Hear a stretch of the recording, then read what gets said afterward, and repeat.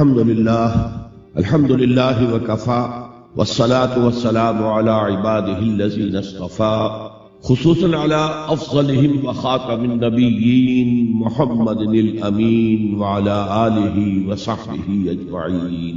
أما بعد فقد قال الله تبارك وتعالى كما ورد في سورة الأعراف: أعوذ بالله من الشيطان الرجيم بسم الله الرحمن الرحيم فالذين آمنوا وعزروه ونصروه واتبعوا النور الذي ينزل معه أولئك هم المفلحون.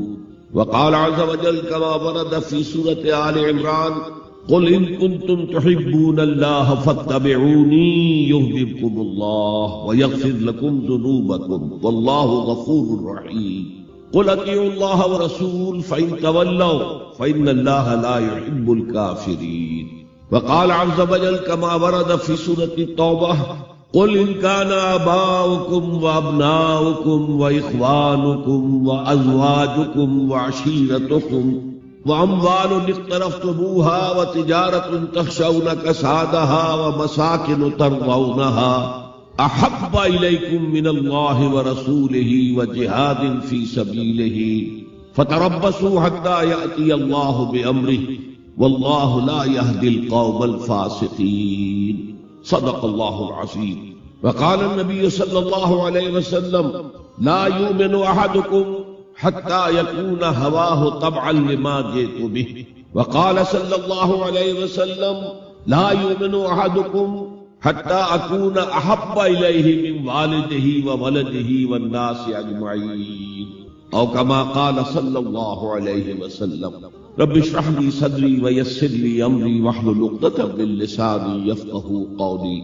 اللهم ربنا ألهمنا رشدنا وأعذنا من شرور أنفسنا. اللهم أرنا الحق حقا وارزقنا اتباعه وأرنا الباطل باطلا وارزقنا اجتنابه. اللهم ربنا نور قلوبنا بالإيمان واشرح صدورنا للإسلام ووفقنا لما تحب وترضى. اللهم ارزقنا حبك وحب حبيبك وحب من يحبك. آمین یا رب العالمین. معزز حاضرین اور محترم خواتین، السلام علیکم ورحمۃ اللہ وبرکاتہ. میری آج کی گفتگو کا موضوع ہے حب رسول کے تقاضے. ظاہر بات ہے کہ کوئی مسلمان ایسا نہیں ہوگا کہ جو مدعی نہ ہو کہ اسے حضور سے انتہائی محبت ہے، بلکہ جو عوام ہے مسلمان وہ چاہے بے عمل ہوں لیکن ان میں جو حمیت اور غیرت رسول کے لیے ہے صلی اللہ علیہ وسلم کہ ان کی حرمت پر کٹ بھرنے کے لیے تیار رہتے ہیں، تو اس سے میں سمجھتا ہوں کہ کوئی شخص بھی محروم نہیں. لیکن اس حب رسول کے تقاضے کیا ہیں، ان کو سمجھنے کی ضرورت ہے. کہیں ایسا نہ ہو کہ ہم تو اپنے تئیں یہ سمجھتے رہے کہ ہم بہت عاشق رسول ہیں، محب رسول ہیں، لیکن آخرت میں جا کر قیامت کے دن ہم پر راز کھلے کہ نہیں، اللہ کو تو یہ شے قبول نہیں ہے، تمہارا دعویٰ رد. اس ضمن میں سب سے پہلے آپ کے سامنے ایک فارمولہ رکھنا چاہتا ہوں. دیکھیے، اسلام کا تقاضا کیا ہے؟ اللہ کی اطاعت کرو اور اللہ کے رسول کی اطاعت. یہ بنیاد ہے. حاکم مطلق اللہ ہے، شارع حقیقی اللہ ہے، اور اس کے نمائندے کی حیثیت اس کے رسول کو حاصل ہے صلی اللہ علیہ وسلم. اطیعوا اللہ و اطیعوا الرسول. اس سے جو انحراف کرے گا، میں نے ابھی آپ کے سامنے سورہ آل عمران کی 2 آیتیں پڑھی ہیں. قل ان کنتم تحبون اللہ فاتبعونی یحببکم اللہ. اے نبی، ان سے کہہ دیجئے اگر تم اللہ سے محبت کرتے ہو تو میرا اتباع کرو، میری پیروی کرو، اللہ تم سے محبت کرے گا. وَيَغْفِرْ لَكُمْ ذُنُوبَكُمْ، اور تمہاری خطائیں بھی بخش دے. وَاللَّهُ غَفُورٌ رَحِيمٌ، اور اللہ تو غفور بھی ہے، رحیم بھی. قُلْ اطیعوا اللَّهَ وَرَسُولَهُ، کہہ دو اطاعت کرو اللہ کی اور اللہ کے رسول کی. فَإِن تَوَلَّوْا، پھر اگر وہ اس سے روگردانی کریں، فَإِنَّ اللَّهَ لَا يُحِبُّ الْكَافِرِينَ، تو اللہ کو ایسے کافر پسند نہیں. یعنی اطاعت رسول سے انکار، اللہ کی اطاعت سے انکار، گویا کہ انسان دائرہ اسلام سے خارج ہو گیا. کبھی کوئی خطا ہو جائے، غلطی ہو جائے، گناہ کا صدور ہو جائے اور انسان فوراً توبہ کر لے، فوراً رجوع کرے، پشیمانی اسے ہو جائے، عزم مصمم کر لے دوبارہ میں نہیں کروں گا، تو اللہ بخش دے. انما التوبۃ علی اللہ للذین یعملون السوء بجہالۃ ثم یتوبون من قریب. سورہ نساء میں فرمایا اللہ کے ذمے ہے ان لوگوں کی توبہ قبول کرنا. انما التوبۃ علی اللہ، اللہ کے ذمے ہے. جو کہیں غلطی سے جہالت میں، نادانی میں، جذبات سے مغلوب ہو کر کوئی غلط کام کر بیٹھتے ہیں، لیکن فوراً توبہ کرتے ہیں، اللہ کی جناب میں رجوع کرتے ہیں۔ فوری توبہ اگر ہو جائے تو فوراً اللہ تعالیٰ کی مغفرت جو ہے ڈھانپ لے۔ لیکن اگر مستقل طور پر کسی ایک معصیت پر بھی ڈیرا ڈال دیا جائے، مثلا آج کی دنیا میں جو بہت بہت کامن شے ہے سود، جسے اللہ نے حرام قرار دیا، جس پر اللہ کی طرف سے اعلان جنگ ہے، فَأَذَنُوا بِحَرْبٍ مِّنَ اللَّهِ وَرَسُولِهِ، تو سن لو، الٹیمیٹم ہے اللہ اور اس کے رسول کی طرف سے، اسے اپنے کاروبار کا مستقل جز بنا لیا، تو ایک غلطی، ایک گناہ بھی انسان کو ہمیشہ کے لیے جہنم میں ڈال سکتا۔ بَلَا مَن كَسَبَ سَيِّئَةً وَأَحَاطَتْ بِهِ خَطِيئَتُهُ فَأُولَٰئِكَ أَصْحَابُ النَّارِ هُمْ فِيهَا خَالِدُونَ۔ کیوں نہیں؟ کسی نے جان بوجھ کر ایک بڑا گناہ کمایا، چھوٹے چھوٹے گناہ جو ہے گناہ صغیرہ وہ تو خود بخود بھی دھلتے رہتے ہیں، اللہ کی رحمت سے صاف ہوتے رہتے ہیں، لیکن کسی نے کبیرہ گناہ کمایا، جان بوجھ کر کیا، اور پھر اس پر ڈیرے ڈال دیے اور وہ گناہ اس کے گرد گھیرا کر بیٹھا، احاطت بہ خطیئتہ فاولئک اصحاب النار هم فیہا خالدون، تو وہ ہے جہنمی اور اس میں ہمیشہ رہے۔ تو اطاعت اللہ کی، اطاعت رسول کی، یہ تو اسلام کا بنیادی مطالبہ ہے۔ اگر یہ بھی نہیں ہے تو پھر کچھ نہیں، اگر یہ نہیں تو بابا پھر سب کہانیاں۔ اب ذرا اس سے قدم اوپر اٹھو، اطاعت کے ساتھ محبت، جب اللہ کی اطاعت کے ساتھ اللہ کی محبت جمع ہو جائے گی تو اس کا نام ہے عبادت۔ امام ابن تیمیہ رحمۃ اللہ علیہ کے جو شاگرد رشید ہیں، حافظ ابن قیم رحمۃ اللہ علیہ، انہوں نے عبادت کی ڈیفینیشن کی ہے۔ عبادت کیا ہے؟ العبادت تجمع اصلین، دو بنیادی چیزوں کو جمع کرنے سے عبادت وجود میں آتی ہے، غایت الحب وغایت الذل والخضوع، حق درجے کی اللہ کی محبت اور حق درجے میں اللہ کے سامنے گویا کہ پست ہو جانا، جھک جانا، بچ جانا، انتہائی اطاعت، انتہائی محبت۔ انتہائی میں کیوں کہہ رہا ہوں؟ سورہ بقرہ کے 20ویں رکوع کی پہلی آیت، والذین آمنوا اشد حبا للہ، اور جو لوگ صاحب ایمان ہوتے ہیں وہ شدید ترین ہوتے ہیں اللہ کی محبت۔ بعد میں یہ تو مثبت انداز ہے، منفی انداز میں جو آیت آئی ہے وہ بہت سخت وعید والی ہے، وہ میں بعد میں آپ کو تلاوت میں نے کی ہے۔ فارمولہ یہ ہے، اللہ کی اطاعت جمع شدید محبت برابر ہے عبادت، اور یہ عبادت جو ہے ہمارا مقصد تخلیق قرار دیا گیا۔ سورہ ذاریات کی یہ آیت آپ میں سے حضرات کے علم میں ہوگی، وَمَا خَلَقْتُ الْجِنَّ وَالْإِنسَ إِلَّا لِيَعْبُدُونَ، میں نے جنوں اور انسانوں کو نہیں پیدا کیا مگر صرف اپنی عبادت کی۔ یہ ہمارا مقصد تخلیق ہے۔ اس میں سے اطاعت والے حصے کا کی صحیح ترجمانی کی شیخ سعدی رحمۃ اللہ علیہ نے، زندگی آمد برائے بندگی، زندگی تو آئی ہے اطاعت کے لیے، بندگی کے لیے، غلامی کے لیے، عبدیت کے لیے۔ زندگی آمد برائے بندگی، زندگی بے بندگی شرمندگی۔ اگر اللہ کی بندگی ہی نہیں ہے تو سراسر شرمندگی ہے یہ، اور کچھ بھی۔ تو اللہ تعالیٰ کی عبادت جس کے لیے ہمیں پیدا کیا گیا، اسی کی دعوت تمام رسولوں نے دی۔ یا قوم اعبدوا اللہ ما لکم من الہ غیرہ، اے میری قوم کے لوگوں، اللہ کی عبادت کرو، تمہارا کوئی معبود اس کے سوا نہیں۔ حضرت نوح کی دعوت بھی یہی تھی، حضرت ہود کی بھی یہی تھی، حضرت صالح کی بھی یہی تھی، حضرت شعیب کی بھی یہی تھی۔ بس فرق کیا ہے کہ پہلے رسول آتے تھے اپنی اپنی قوموں کی طرف سے، لہذا آپ کو ان رسولوں کے ضمن میں ملے گا یا قوم اعبدوا اللہ ما لکم من الہ غیرہ، اے میری قوم کے لوگوں، اللہ کی عبادت کرو، اللہ کی بندگی کرو، اللہ کی پرستش کرو، اسی کو اپنا محبوب اصلی بناؤ اور اس کے ہر حکم کی اطاعت کرو۔ یا قوم اعبدوا اللہ ما لکم من الہ غیرہ۔ نبی اکرم صلی اللہ علیہ وسلم پر آ کر، کیونکہ آپ کی بعثت ہے پوری نوع انسانی کے لیے، تو اب یا قومے کا لفظ نہیں رہا، یا ایھا الناس، اے لوگو، اے بنی نوع انسان، یا ایھا الناس اعبدوا ربکم الذی خلقکم والذین من قبلکم لعلکم تتقون، اے لوگو عبادت کرو، بندگی کرو، پرستش کرو اپنے اس رب کی جس نے تمہیں بھی پیدا کیا اور جو تم سے پہلے تھے ان کو بھی پیدا کیا تاکہ تم بچ سکو۔ یہ کیوں کہا دوہرا کر تم سے پہلوں کو بھی پیدا کیا؟ اس لیے کہ اکثر و بیشتر گمراہ لوگ، مشرکین کیا کہتے تھے اپنے رسولوں سے کہ ہم تو بس جی اپنے آباء و اجداد کے راستے پر چلیں گے، ما وجدنا علیہ آباءنا، جس طریقے پر، جس طرز عمل پر ہم نے اپنے آباء و اجداد کو پایا ہے ہم نے اسی پر چلنا۔ تو واضح کر دیا تم بھی مخلوق ہو وہ بھی مخلوق تھے، تم بھی انسان ہو وہ بھی انسان تھے۔ تم سے بھی غلطی ہو سکتی ہے، ان سے بھی ہو سکتی ہے، لہذا یہ اصول نہیں ہے کہ جو بھی آباء و اجداد کی ریتیں ہیں، رسمیں ہیں، طریقے ہیں اور جو ان کے عقیدے ہیں انہی کو آپ لے کر چلیں، بلکہ آپ کو تلاش کریں صحیح عقیدہ کیا ہے، صحیح زندگی گزارنے کا طریقہ کیا ہے، اس کو اختیار کریں۔ یا ایھا الناس اعبدوا ربکم الذی خلقکم والذین من قبلکم لعلکم تتقون، تاکہ تم بچ جاؤ جہنم کی آگ سے۔ یہ جو میں نے بتایا کہ اطاعت کلی، ہمہ دن، ہمہ وقت، ہمہ وجوہ، جزوی اطاعت نہیں، بس یہ ذرا نوٹ آف کاشن ہے۔ اگر ہم اللہ کا ایک حکم مانیں گے ایک نہیں مانیں گے، یہ جزوی اطاعت ہے، یہ اللہ کو قبول نہیں۔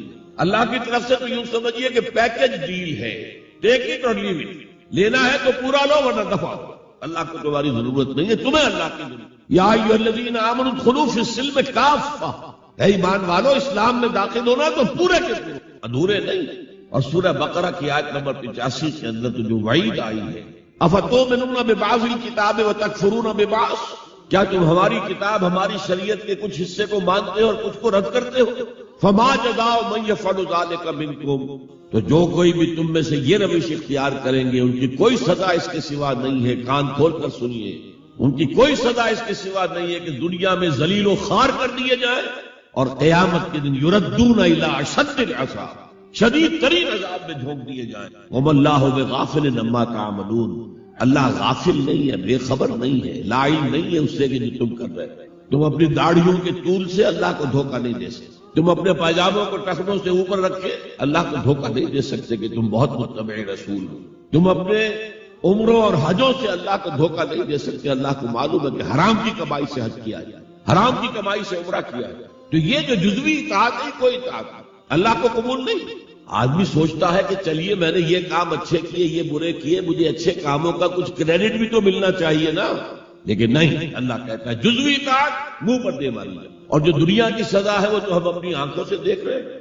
130، 140 یا 150 کروڑ مسلمان، ذرا اندازہ کی، لیکن ہماری رائے کی کوئی اہمیت ہے؟ بین الاقوامی معاملات میں کوئی ہم سے مشورہ دیتا ہے کہ آپ کا کیا خیال ہے؟ کسمی پرسد کے بھیا کیستی، ایسے بھی ملک تھے، کہنا چاہیے اب تو ان کا حال پتلا ہے، دولت کے انبار تھے ان کے پاس، لیکن ان کا مذاق ہوتا تھا مغربی ممالک، وہ چاہے سعودی بادشاہ ہو اور چاہے وہ UAE کے امیر ہو، مذاق نہیں ہوتا، کوئی حیثیت۔ حالانکہ کتنا بڑا رقبہ ہے انڈونیشیا کے آخری جزیروں سے لے کر موریتانیہ تک، سالڈ اسلامی آبادی، مسلمان آبادی۔ آپ کہیں گے کہ یہ بھارت جو ہے اس میں تو اکثریت تو نہیں ہے، لیکن 15 کروڑ یا 18 کروڑ تو آدمی یہاں موجود ہیں، لیکن کوئی عزت، کوئی حیثیت دنیا بھی بین الاقوامی سطح۔ بہرحال یہاں بھی ہیں لوگ، کھاتے پیتے لوگ ہیں، ان کی اپنی کچھ عزت ہے اپنے معاشرے کے اندر، لیکن بحیثیت امت، بحیثیت قوم کیا حیثیت ہے؟ تو الا خزی فی الحیات الدنیا، وہ تو ہماری نگاہوں کے سامنے موجود ہے۔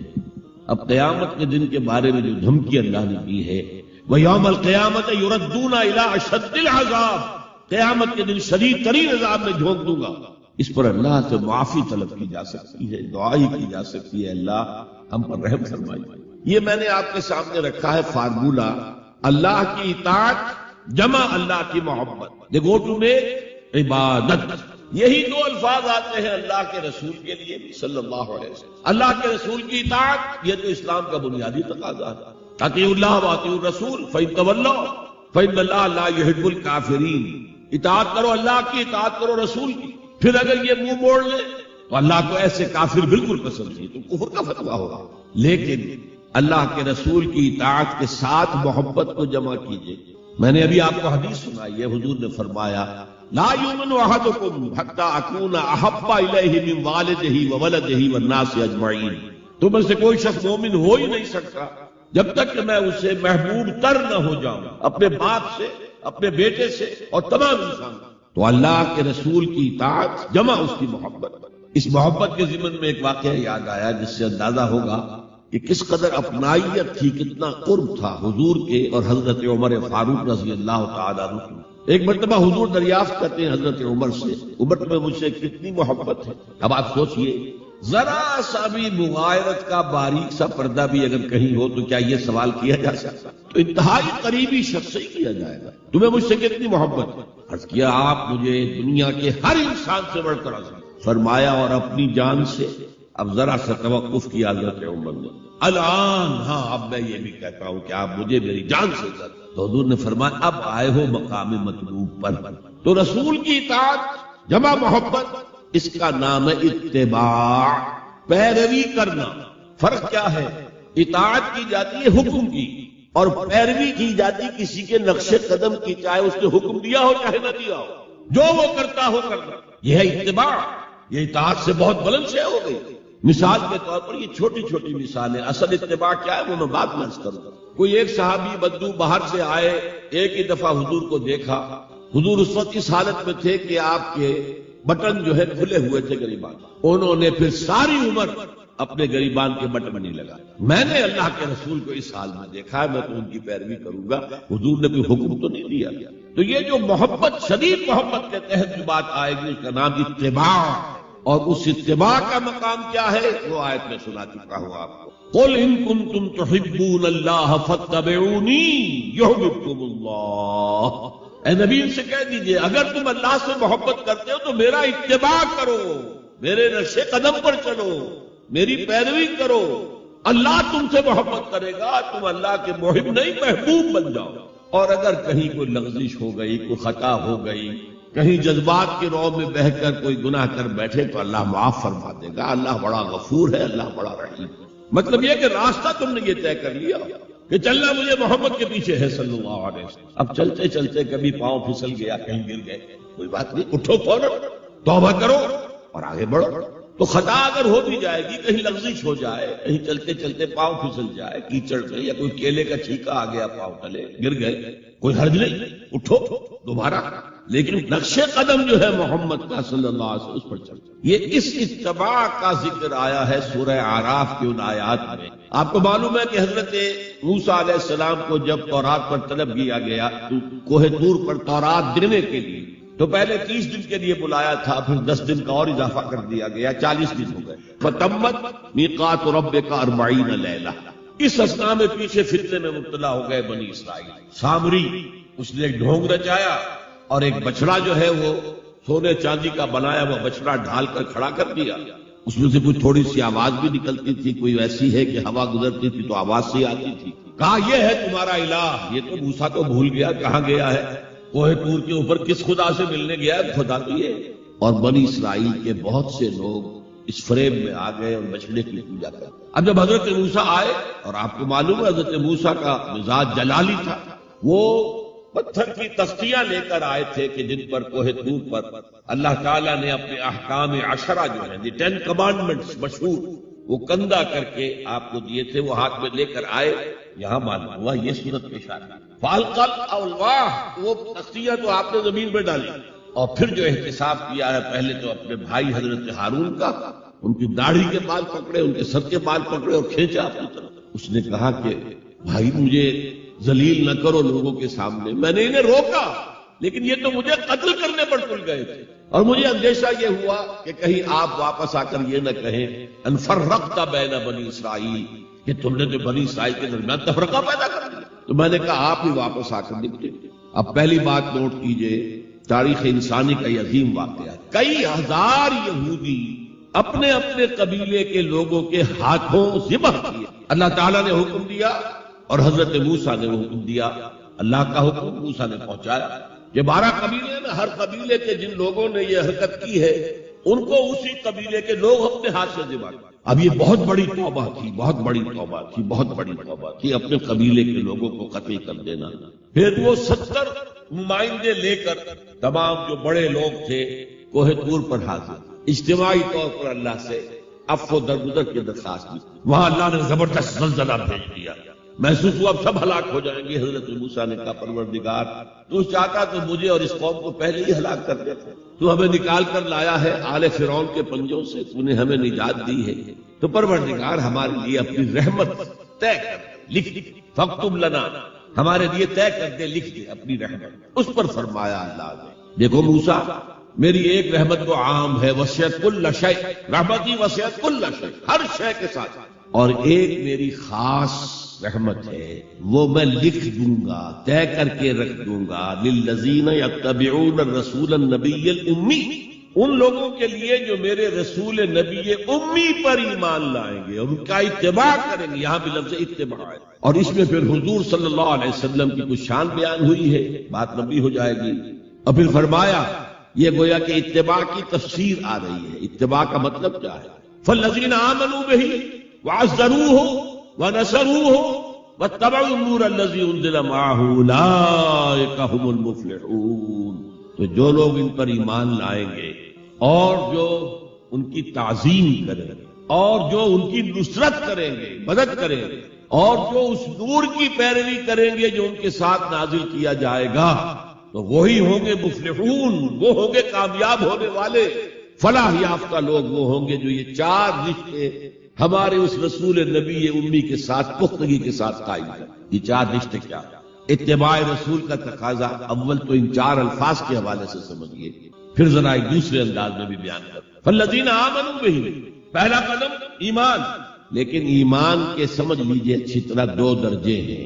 آپ میں سے بہت سے حضرات کو مجھے توقع ہے ایمان مجمل، ایمان مفصل یاد ہوگا. ایمان مجمل کیا ہے؟ آمنت باللہ کما ہوا باسمائہ و صفاتہ و قبلت جمیع احکامہ اقرار باللسان و تصدیق بالقلب. پہلا درجہ ہے اقرار باللسان، اشہد ان لا الہ الا اللہ و اشہد ان محمد رسول اللہ. کوئی ہو، ہندو ہو، سکھ ہو، پارسی ہو، عیسائی ہو، یہودی ہو، یہ کلمہ پڑھے اور وہ مسلمان ہو گئے. اقرار باللسان پر ہمارا دنیا میں مسلمان سمجھا جانا موقوف ہے، لیکن اصل ایمان یہ نہیں ہے. اصل ایمان ہے تصدیق بالقلب، دل میں یقین. جب تک دل کا یقین نہ ہو ایمان نہیں ہے. منافقین جو تھے مدینے کے نمازیں بھی پڑھتے تھے، حضور کی اقتداء میں پڑھتے تھے، اور جو رئیس المنافقین تھا عبداللہ ابن ابی ابن سلول، وہ تو پہلے صف میں ہوتا تھا، اور جب حضور خطبہ دیتے تھے جمعے کا تو پہلے خود کھڑا ہوتا تھا اپنی اہمیت ظاہر کرنے کے لیے. دیکھو لوگوں، یہ اللہ کے رسول ہیں، ان کی بات پوری توجہ سے سنو. یہ صرف اپنی چودراہٹ کے اظہار کے لیے کہ میں بڑی شیخ ہوں، اس لیے کہ وہ خزرج کا بڑا سردار تھا. اوس اور خزرج کے دو عرب قبیلے تھے مدینے میں، جن میں سے کہ خزرج کا قبیلہ بڑا تھا، اوس کا چھوٹا، اور خزرج کا سردار یہ عبداللہ ابن ابی. اور اس کے بارے میں یہ طے ہو چکا تھا کہ اسے ہم اپنا بادشاہ بنا لیں. چنانچہ سونے کا تاج تیار ہو چکا تھا، ابھی تاج پوشی صرف باقی تھی کہ حضور تشریف لے آئے ہجرت فرما کر. بے تاج بادشاہ آ گیا صلی اللہ علیہ وسلم، لہذا اس کے سارے خواب جو ہیں وہ منتشر ہو گئے. لہذا پہلے دن سے پٹکا منافق ایمان لایا، اگرچہ وہ بھی ذرا دیر سے لایا، غزوہ بدر کے بعد لایا. پہلے اس نے سوچا تھا ابھی تیل دیکھو، تیل کی دھار دیکھو. وہ تیل کی دھار جو نظر آئی غزوہ بدر میں کہ 313 نے 1000 کو شکست دی، اور یہ نہتے تھے، تلواریں بھی سب کے پاس نہیں تھی، کچھ لوگوں کے پاس تلواریں تھیں، اور وہ 1000 کیل کانٹے سے لیس ہو کر مکے سے آئے تھے. 70 بڑے بڑے سردار ان کے مارے گئے، عین میدان میں کھیت رہے، اور 70 جو ہے ان کے قیدی بن گئے. تب اس نے کہا کہ ٹھیک ہے اب تو ایمان لے آنا چاہیے، کیونکہ یہ تو معلوم ہوتا بڑی طاقت ہے. بہرحال سب سے پہلے میں کہہ رہا تھا کہ ایمان، لیکن ایمان دل سے. قرآن مجید نے کیا کہا ان منافقین کے بارے میں؟ اذا جاءك المنافقون قالوا نشهد انك لرسول اللہ. سورہ منافقون ہے کہ نہیں 28ویں پارے میں. اے نبی جب آپ کے پاس منافق آتے ہیں کہتے ہیں ہم گواہ ہیں، ہم گواہی دیتے ہیں کہ آپ اللہ کے رسول ہیں. اور اس پر اللہ کا تبصرہ دیکھیے، واللہ یعلم انک لرسول، اور اللہ خوب جانتا ہے کہ آپ ان کے رسول ہیں اس کے. اب میں ذرا ترجمہ کیا کرتا ہوں، اللہ سے بڑھ کر کس کو معلوم ہے کہ آپ اللہ کے رسول ہیں. لیکن واللہ یشہد ان المنافقین لکاذبون، اللہ گواہی دیتا ہے یہ منافق جھوٹے. مسلمان تو وہ تھے، کلمہ گو تھے، حضور کی امامت میں نمازیں پڑھ رہے تھے، لیکن منافق تھے. اللہ نے منافق قرار دیا. دل ایمان سے خالی تھے، بلکہ ہوتے ہوتے دلوں کے اندر حضور سے عداوت پیدا ہو گئی، اہل ایمان سے عداوت پیدا ہو گئی. اسی سورہ مبارکہ میں آگے چل کر آتا ہے ہم العدو فاحذرہم، اصل دشمن یہ ہے، یہ مارے آستین ہیں. جو کافر ہیں وہ تو باہر سے حملہ کرتے ہیں، پتہ چلتا ہے، سامنے سے آ کر لاٹھی مار رہا ہے کوئی آپ کو، یہ تو آپ کے آستین کے اندر بیٹھے ہوئے ہیں مسلمان بن کر، اور یہ وہاں سے ڈنک ماریں گے، مارے آستین.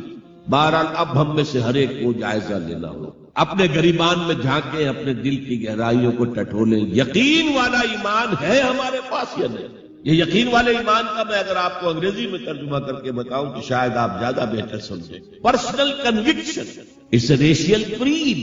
ہم ایک نسل ہے اپنے والدین سے ہم نے کچھ چیزیں سیکھی ہیں، والدین اس پہ بلیو کرتے تھے، اللہ، رسول، قرآن، کتاب، جنت، دوزخ، قیامت، ہم بھی مانتے ہیں۔ بس اس ریشیل کریڈ، یہ تو ایک نسلی عقیدہ ہے۔ اصل شے جو ضروری ہے پرسنل کنوکشن، اپنا یقین، ذاتی یقین۔ تو سب سے پہلے تو اللہ کے رسول صلی اللہ علیہ وسلم کی رسالت پر یقین۔ اور میں نے آپ کو حدیث سنائی تھی ابھی، لا یؤمن احدکم حتی یکون ہواہ تبعا لما جئت بہ، تم میں سے کوئی شخص مومن نہیں ہو سکتا جب تک اس کی خواہش نفس تابع نہ ہو جائے اس ہدایت کے، اس قرآن کے، اس شریعت کے، ان احکام کے جو میں لے کر آیا۔ اگر خواہش نفس اوپر ہے اور اللہ کا حکم نیچے ہے تو مومن کہاں سے ہوئے تھے؟ اللہ کے حکم سے نماز تو پڑھتے ہو، روزہ رکھتے ہو، سودی کاروبار کرتے ہو، اور اللہ کے حکم کو پاؤں تلے رگڑتے ہو، یہ کیا اسلام ہے؟ یہ تو وہی ہے، افتؤمنون ببعض الکتاب وتکفرون ببعض فما جزاء من يفعل ذلك منكم الا خزي في الحياة الدنيا ويوم القيامة يردون الى اشد العذاب۔ تو سب سے پہلا جو جائزہ ہمیں لینا ہے کہ محمد کی رسالت پر صلی اللہ علیہ وسلم ہمیں یقین ہے۔ یقین، تصدیق تو ہم کرتے ہیں، زبان سے کہتے ہیں، لیکن یقین، جس یقین کا نتیجہ یہ نکلے کہ پھر نفس کے سارے تقاضے نیچے ہو جائیں اور حضور کی لائی ہوئی ہدایت، حضور کی لائی ہوئی شریعت پالو۔ نمبر 2 فرمایا وَعَزَّرُوهُ، ان کی تعظیم کرے۔ آپ کی جناب میں کوئی گستاخی ہو جائے، ایمان کے لالے پڑ جائیں گے اور آخرت برباد ہو جائے گا۔ اس تعظیم میں کیا کیا چیزیں شامل ہیں؟ دیکھیے سورہ حجرات میں ابتدائی حصے میں تفصیل سے کہا گیا، یا ایھا الذین آمنوا لا ترفعوا اصواتکم فوق صوت النبی ولا تجهروا له بالقول كجهر بعضکم لبعض ان تحبط اعمالکم وانتم لا تشعرون۔ اے ایمان کے دعوے دارو، کبھی اپنی آواز کو رسول کی آواز سے بلند تر نہ کر دینا، مبادا تمہارے سارے اعمال حق ہو جائیں اور تمہیں پتہ بھی نہ چلے۔ میں نے کوئی گناہ کبیرہ تو نہیں کیا ہے، میں نے کوئی کفر تو نہیں کیا ہے، بس یہی ہوا نا کہ حضور کی آواز کے مقابلے میں اپنی آواز کو اونچا کر دیا۔ لا ترفعوا اصواتکم فوق صوت النبی ولا تجهروا له بالقول كجهر بعضکم لبعض، بلند آواز